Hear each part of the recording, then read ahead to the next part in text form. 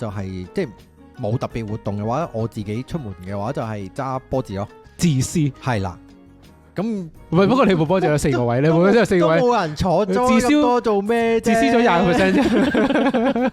咁禮拜六日就通常就會換翻5、6日啦，5、6日通常就會揸架 Tesla 咯。咁啊，因為要載小朋友嘛，咁佢哋波子好揸啲，點解咧？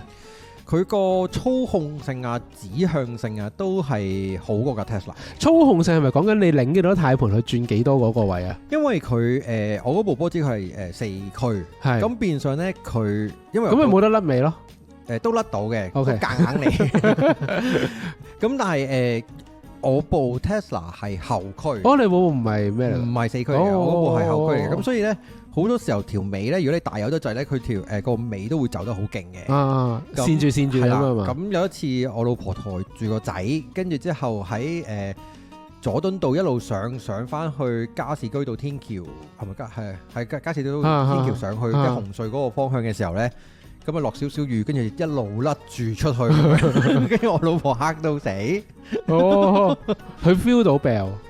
唔係 feel 唔 feel 到嘅問題，真係成架車一路咁樣發住出去嘅。